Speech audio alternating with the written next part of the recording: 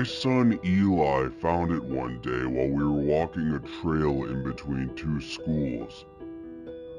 It was a small patch of green, surrounded by tall pines and myrtles all around it. I didn't remember seeing it any time previously during our walks, but the place appeared to be rather old. There wasn't much to it, just some swings, a jungle gym, and a single slide. But Eli wanted to go and play immediately. Something about the place felt immediately wrong to me. It was too quiet, too still. There was a slow fog drifting along the grass. It just seemed off. "Eli, be careful," I called out to him. Of course, being only 3.5, he didn't want to listen to me. So I just sat on the bench nearby and watched him play. I took out my phone to check Facebook and Twitter, telling him we could only stay for maybe 15 minutes at most. I needed to shoot a few messages to my mechanic and insurance company, so admittedly I was absorbed in business. As my eyes occasionally glanced up to make sure he wasn't getting hurt, I saw someone else standing there, just on the outskirts of the playground. He was a tall man, wearing a perfectly ironed white shirt and pressed dark pants. He was just standing there, staring, watching us. "Eli, we need to go home now," I called out to him. The man was making me uncomfortable. My son whined but listened to me as we left and continued down the trail. The man didn't stop watching us until we were completely out of sight.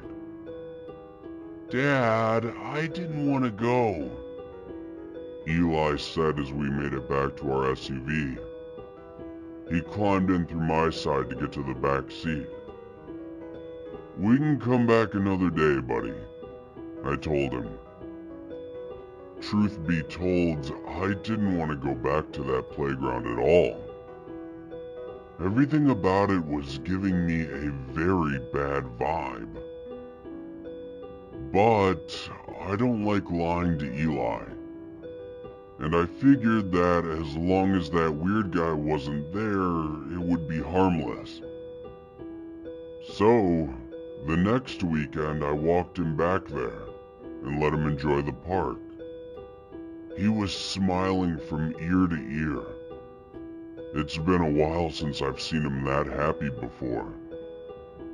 I noticed also that there were other children running about, so that helped put me at ease. But then, as I watched, I also noticed that none of their parents were there. These are 5-year-olds or younger. How could any parent worth a grain of salt just let them wander out here by themselves? This trail isn't exactly well known. In fact, before we even found the actual playground, I would say I almost never saw anyone out here. So where were these kids coming from, I wondered. Their echoing laughter was more intoxicating than the fog. I tried to approach one of the children, to ask them their name and where their parents were, but they were too shy. In fact, they all seemed averse to talking to me altogether. I suppose that's fair since I was a stranger. I got that uneasy feeling in my gut again, and I called Eli to leave. This time he was even more upset. "I don't want to go," he shouted. I hadn't seen him act this mad since he was sick, and I had previously promised to let him play outside. Probably the last time I had failed to keep my word. "Buddy, we can't stay here forever. Come on, let's go," I insisted. But Eli wouldn't listen. He ran to the top of the slide and sat down defiantly. I hated to be mean, but I didn't want this habit to continue. So I snatched him down and scolded him. "Don't run away from me like that again," I told him. Eli looked confused. I knew he still didn't understand why he had to always listen to me. It broke his heart when we left. I felt awful. The other kids just stopped and stared as we walked away, like they were sad to see him go too. Another day, Eli told me that he missed his friends. "Which friends, buddy?" I asked. "At the hidden playground," he said. The name he gave it was disconcerting, but fitting, given the fact that it did seem hard to find. In fact, when Eli wasn't with me, I couldn't seem to find it at all even when I tried. "I don't think we should go back there again, bud. It doesn't seem safe. That equipment is pretty old," I told him. I tried to reach a compromise and tell him that I could take him to one of the other parks around town, but Eli wouldn't listen. "It's special," he whined. He was getting to be temperamental, and as much as I wanted to make him happy, my instincts told me to put my foot down. "Look, I just want you to be safe, okay?" I told him as he cried next to me. Eli didn't talk to me for a few days after that. I guess he figured the silent treatment would change my mind. But I remained resolute, and didn't even go towards that trail again. Eli grew sadder and sadder, refusing to eat or sleep. All he seemed to care about was going back to that place, the hidden playground. It was starting to make me worry. Was there something wrong with him? He was always in his room and rarely came out. Finally, after a few days, I gave in and told him we could go back one last time. You should have seen his face light up. It was like a kid on Christmas morning. He was so happy as we made it towards those creepy swings. But my defenses immediately returned when I saw that tall stranger nearby. Why was he always here, watching these children play? He truly made me uneasy. "Eli, stay close to where I can see you," I told my son. The man was approaching and offered to push him on the swing. "Don't touch my kid," I warned the stranger. "Dad, I'm gonna be okay," Eli said in frustration. For 3 years old, he always acted like he was 30. "Your son is safe with me," the stranger agreed. "Do you want me to call the cops?" I said angrily. But the man paid me no mind. He helped my son into the swing and began to push him. The smile on Eli's face was so big, stretching from ear to ear. I was a mix of emotions. trying to decide how best to handle the situation. "Look how happy he is here," the stranger said as he stepped away from Eli, and then gestured to the other children nearby. Though I'm sure they hadn't been there a moment before. "They all are," he added.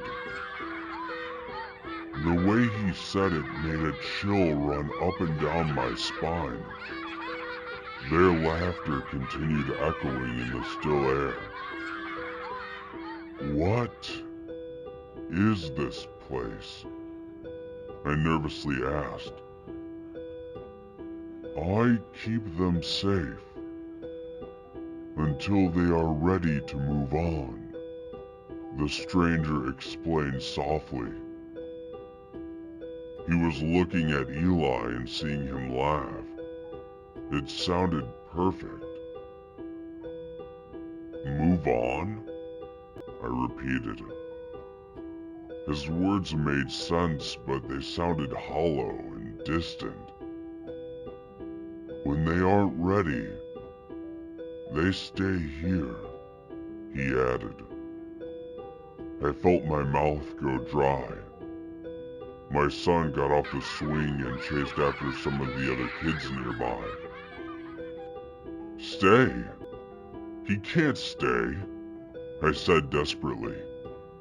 My hands were shaking yet felt paralyzed. I called to Eli to leave, but he wouldn't acknowledge me. "It's okay to let go," the man insisted. He touched my hand and smiled. His hand was warm and calming. Eli ran up next to me and tugged at my pants. "Dad! Dad! There's a treehouse and a merry-go-round. Can I go, Dad? Can I?" he pleaded. I don't think I can remember a time he was happier. I got down on my knees and ruffled his hair. Under the hairline, I saw the scar that ran across his head from where the car had struck him.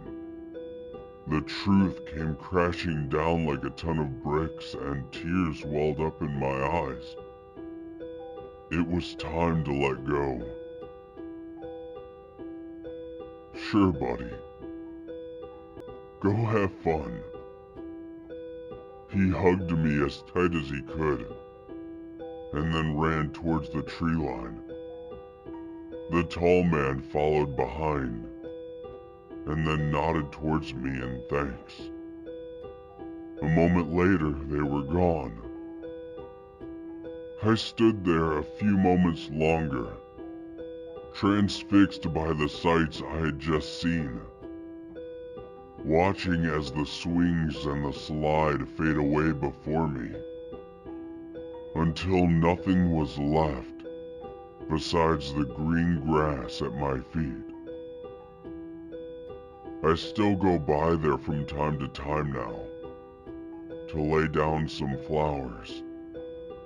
Sometimes I see another parent doing the same, and we share a bond of silence over our loss. And sometimes I hear the children laughing, and I know they are where they are meant to be.